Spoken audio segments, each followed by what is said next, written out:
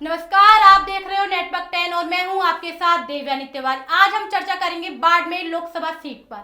इस सीट पर हमें त्रिकोणीय मुकाबला देखने को मिल रहा है। अगर इस सीट की बात की जाए तो इस सीट पर 3 उम्मीदवार देखने को मिल रहे हैं जो त्रिकोणीय मुकाबले में मैदान में साथ है। इस सीट पर और चर्चा करने के लिए हमारे साथ हमारे स्टूडियो में बाड़मेर से मोहम्मद हनीफ बैठे हैं। जी दिव्यानी जी, निश्चित तौर से आपने ये सही कहा है कि ये बाड़मेर जैसलमेर की लोकसभा सीट की अगर बात करें तो त्रिकोणीय मुकाबला है। और जो रविंदर सिंह भाटी है जो एक 26 साल के हैं और उन्होंने यहाँ बाड़मेर तक नहीं, राजस्थान तक नहीं, दिल्ली में जो बैठे बड़े नेता हैं उनकी भी नींद उड़ा दी है। कहीं ना कहीं अगर बात करें 2023 के विधानसभा चुनाव की, चुनाव से 2 दिन पहले रविंदर सिंह भाटी ने भाजपा में शामिल हुए थे। कहीं ना कहीं उन्हें पता था कि मुझे टिकट जयपुर के सरदारपुरा सीट से मुख्यमंत्री अशोक गहलोत के सामने लड़ाया जाएगा, लेकिन उन्हें टिकट वहाँ तो छोड़ो सिर से नहीं मिली थी। उनके बाद में उन्होंने एक सर्व समाज की मीटिंग रखी थी। उनके बाद उन मीटिंग में उन्होंने निर्णय दिया और निर्दलीय चुनाव लड़ने का। लेकिन जिस तरह अब लोकसभा सीट की बात करें तो लोकसभा सीट में भी इन्होंने एक सर्व समाज की मीटिंग रखी थी और उन मीटिंग के बाद में ही इन्होंने फैसला लिया कि मुझे निर्दलीय चुनाव लड़ना है। अगर अब जिस तरह से बात करें, कहीं ना कहीं ये जो भाजपा सरकार में रहे मंत्री जो कैलाश चौधरी है उनके प्रचार में कोई बड़े नेता नहीं बचे हैं जो बाड़मेर पर सीट पर जो चुनावी है वो सभा करने के लिए नहीं आए। लेकिन जिस तरह से एक बार कांग्रेस की ओर नज़र डाली जाए तो उम्मीदवार बेनीवाल इन दोनों की जाट समाज से अगर बात की जाए तो अच्छी पकड़ है। लेकिन ये एक 26 साल का जो रविंदर सिंह भाटी है, इनके पास ना तो कोई बड़े नेता है ना कोई स्टार प्रचार है। लेकिन जहाँ भी इनकी मीटिंगें होती है तो एक जनसलाब देखने को मिल रहा है। अब कहीं ना कहीं देखा यह जा रहा है कि रविंदर सिंह भाटी और भाजपा के बीच मुकाबला है, जहां रविंदर सिंह भाटी और कांग्रेस के बीच है, जहां कांग्रेस और भाजपा के बीच है। लेकिन ये अभी तक साफ तौर से नजर नहीं आ रहा है जिस तरह से भीड़ करे। लेकिन प्रधानमंत्री नरेंद्र मोदी खुद बाड़मेर आए थे और उन्होंने भी एक बड़ी जनसभा को संबोधित किया था भाजपा प्रत्याशी कैलाश चौधरी के समर्थन में।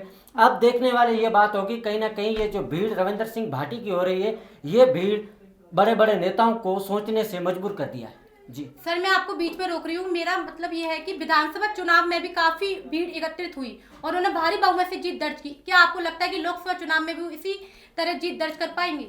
जी, अगर दिव्य निश्चित तौर से मैं बताऊं तो इनके जो विधानसभा चुनाव था उनमें भी इनके सामने 3 बड़े नेता थे। अगर बात करें 10 बार एमएलए का चुनाव लड़ने वाले बड़े नेता कांग्रेस के कद्दावर अमीन खान थे, और तो वहीं दूसरी तरफ भाजपा से स्वरूप सिंह खारा थे, और तीसरी तरफ अगर बात की जाए कांग्रेस से बाड़मेर से जिला अध्यक्ष और वो बागी होकर निर्दलीय चुनाव लड़े थे फतेह खान। लेकिन इनकी दोनों की निर्दलियों की टक्कर रही थी, लेकिन रविंदर सिंह भाटी चुनाव जीत गए थे और जनता ने भरोसा जताया था उन पर और उनको विधानसभा भेजा।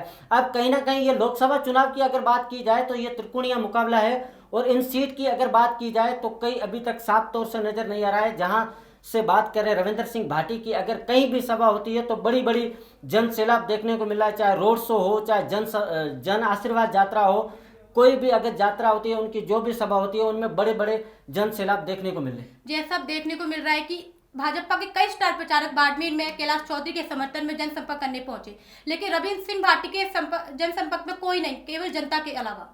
रविंदर सिंह भाटी से अगर कहीं ना कहीं जो मीडिया वाले बात करते हैं तो उनको साफ तौर से कह रहे हैं, ना तो मेरे पास कोई बड़े नेता है ना कोई स्टार प्रचार है, मेरे ऊपर ये जो देवतुल्य जनता है इनका आशीर्वाद है, उनकी वजह से मैं ये आगे आ पाया हूँ। और जिस तरह से अगर बात की जाए, उनसे कई बार हमने सवाल किए हैं, आपने अभी हाल में ही विधानसभा का चुनाव लड़ा है, विधानसभा में पहुंचे और आपको ऐसे क्या लगा कि आप लोकसभा चुनाव लड़ रहे हैं? तो उन्होंने कहा है कि साफ तौर से मैंने ये फैसला नहीं किया, ये फैसला बाड़मेर और जैसलमेर और बालोतरा की जनता ने किया है। बिल्कुल बिल्कुल।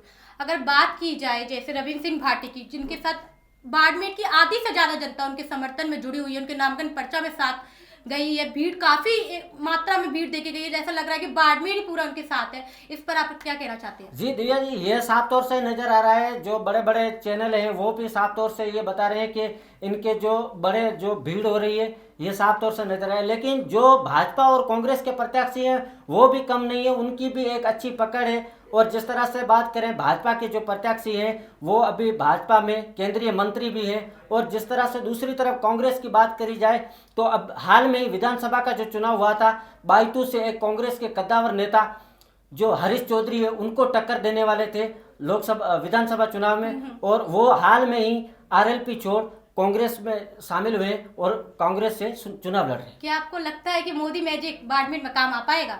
ये तो साफ तौर से अब जनता जो 26 तारीख को फैसला करेगी वो देखने को मिलेगा। क्या रविंद्र सिंह भाटी के पक्ष में जाती है, जहाँ फिर भाजपा के जाती है, जहाँ कांग्रेस के जाती है, अब ये साफ तौर से अभी तक नजर नहीं आ रहा है। जिस तरह से इनकी भीड़ से अंदाजा किया जाता है, हर जगह पर ये जहाँ भी छोटे से गांव में जाते हैं तो ऐसी भीड़ देखने को मिल रही है। आज हमने अपने संवाददाता मोहम्मद हनीफ से बाड़मेर जैसलमेर लोकसभा सीट पर चर्चा की।